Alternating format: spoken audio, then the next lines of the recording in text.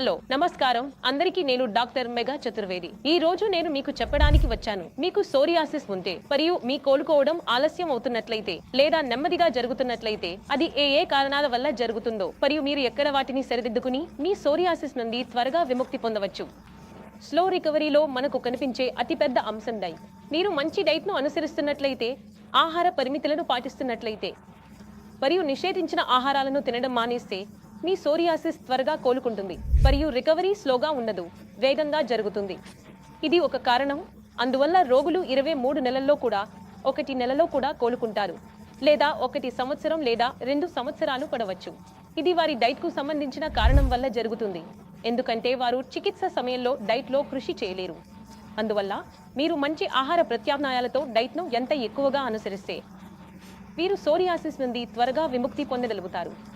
Number 2, liver డీరెంజెమిన్స్ మరియు దాని LFT స్థాయిలు పెరిగినందున సోరియాసిస్ యొక్క కోలుకోవడం ఆలస్యం అవుతోంది. ఈ సందర్భంలో మీరు తీసుకుంటున్న చికిత్సలో లివర్ చికిత్స కూడా ఉంటే లివర్ యొక్క ఫంక్షన్ పెరిగిన వాటిని తగ్గించవచ్చు మరియు దాని మెరుగుదలని మెరుగుపరచవచ్చు. అప్పుడు మీరు సోరియాసిస్ లో త్వరగా కోలుకోవడం చూడగలుగుతారు.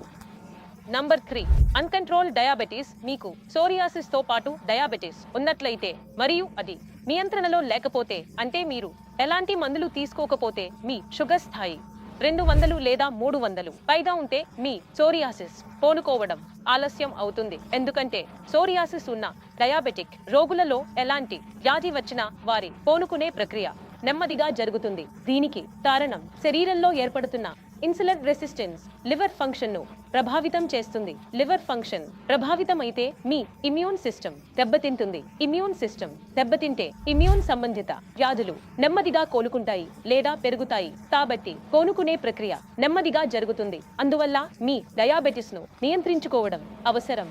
తర్వాత రోగికి విటమిన్ డి మరియు ఐరన్ లో చాలా ఎక్కువ కొరత ఉందని తెలుస్తుంది. మీరు విటమిన్ డి మరియు ఐరన్ పరీక్షలు చేయిస్తే అవి తక్కువగా ఉంటే వీటి సప్లిమెంటేషన్ ద్వారా మీ సోరియాసిస్ యొక్క కోలుకోవడాన్ని పెంచవచ్చు మరియు అవి సరైన స్థాయిలో ఉన్న తక్కువ సరిహద్దు లేదా ఎక్కువ సరిహద్దు ఉందా అని కూడా చూడాలి. కిందటి సరిహద్దు ఉన్నా కూడా సప్లిమెంటేషన్ ఇచ్చి దాన్ని కొంచెం బూస్ట్ చేస్తే మీ ఇమ్యూన్ సిస్టమ్ కు ఒక డొక్కా లభిస్తుంది. తద్వారా అది త్వరగా కోలుకుంటుంది మరియు మీ కోలుకోవడంలో ఒక డొక్కా పడుతుంది, బోస్ లభిస్తుంది మరియు అది కూడా బాగుంటుంది. ఇది సప్లిమెంటేషన్. ఇది డోన్మరిక్లోపెడిక్ మెడికేషన్. ఇవి సప్లిమెంట్లు. వీటి కొరత వల్ల మన రెస్పాన్స్లు ఆలస్యం అవుతాయి. వాటిని మనం పూర్తి చేయాలి, అది ఆహారంతో అయినా సప్లిమెంట్లతో అయినా. మరియు చివరిగా ఒత్తిడి స్థాయి మీ సోరియాసిస్ యొక్క కోలుకోవడంలో చాలా ముఖ్యమైనది. ఒత్తిడి ఎందుకు ఉంది అంటే రోగికి ఈ వ్యాధి నయం అవుతుందా లేదా ఉండబోతుందా అనే ఆలోచన ఉంటుంది. జీవితాంతం ఉంటుందా, ప్రజలు ఏమనుకుంటారు, నేను ఎప్పుడూ బాధపడతానా లేదా కష్టపడతానా అనే ఆలోచన ఉంటుంది. సరైన కోలుకోవడం జరిగితే కూడా అది తిరిగి రాకుండా ఉండాలని అనుకుంటుంది. మీరు మీ వ్యాధిని మనస్సు మరియు మదిలో ఎంతగా తొలగించగలరో అంత త్వరగా మీరు సోరియాసిస్ లో కోలుకోవచ్చు. కాబట్టి మెంటల్ స్టేబిలిటీ చాలా అవసరం మరియు మెంటల్ స్టేబిలిటీకి సరైన నిద్ర ఉండటం మరియు మీరు తేలికగా అనుభూతి చెందడం, సంతోషంగా ఉండడం వంటి సాధారణ విషయాలు చాలా ముఖ్యమైనవి. ఇప్పుడు మీరు ఆలోచించవచ్చు, మామ్ కేవలం మాట్లాడతారు, కానీ ఇది ఎలా చేయాలో ఎవరు చెబుతారు? దీనికోసం మీరు మీ స్వభావంలో అజ్ఞానం తీసుకురావాలి. సోరియాసిస్ గురించి ప్రజలు ఏమి అనుకుంటారు? నేను సామాజికంగా ఉండలేను, నేను చాలా కష్టంగా ఉన్నాను. శారీరకంగా బాధపడటం లేదా శారీరకంగా ఇబ్బంది పడటం సోరియాసిస్ వల్ల జరుగుతుంది. అర్థమవుతుంది. కచ్చలు వస్తాయి, ఇచింగ్ ఉంటుంది, బర్నింగ్ ఉంటుంది, ఫ్లేకింగ్ జరుగుతుంది, సమాచారం ఉంది, ఉబ్బరం ఉంది, అందువల్ల ఇబ్బంది కలుగుతుంది. ఇవి సోరియాసిస్ లో పెరుగుతున్న శారీరక సమస్యలు. మరొకటి ఏమిటంటే ఈ వ్యాధి బాగా కుదిరినా కూడా మీకు ఒక టెన్షన్ ఉంటుంది. అది కుదిరితే మళ్ళీ వస్తుంది.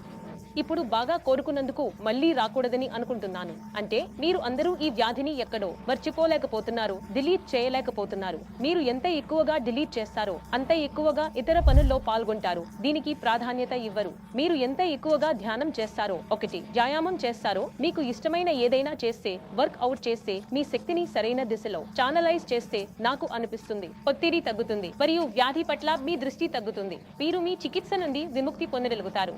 కాబట్టి మీరు మీ సోరియాసిస్ కోలుకోవడం ఆలస్యం కాకుండా ఉండాలనుకుంటే ఈ అన్ని విషయాలను మీరు అనుసరించాలి. ఎందుకంటే సోరియాసిస్ కేవలం మందులతోనే సరి అయినది కాదు, మీ జీవనశైలి మరియు మీ మెంటల్ స్టేబిలిటీ చాలా ముఖ్యమైనవి. ఇదే కారణం వల్ల కొన్ని రోగులు 12 నెలల్లో కోలుకుంటారు. మరికొంతమంది 1 సంవత్సరం లేదా 2 సంవత్సరాలు కూడా కోలుకోవడానికి సమయం పడుతుంది, ఎందుకంటే వారికి కోలుకోవడం నెమ్మదిగా జరుగుతుంది. మీరు సోరియాసిస్ త్వరగా కోలుకోవడం ఆలస్యం కాకుండా ఉండాలనుకుంటే మీరు కూడా ఈ విషయాలపై పని చేయండి. మీరు అర్థం చేసుకోలేకపోతున్నట్లయితే సోరియాసిస్ ఎలా సరి చేయాలో కింద ఇచ్చిన నంబర్కు నా టీంతో మాట్లాడండి. రాండి మీ సోరియాసిస్ ను ఎప్పటికీ ముగించండి. ధన్యవాదాలు.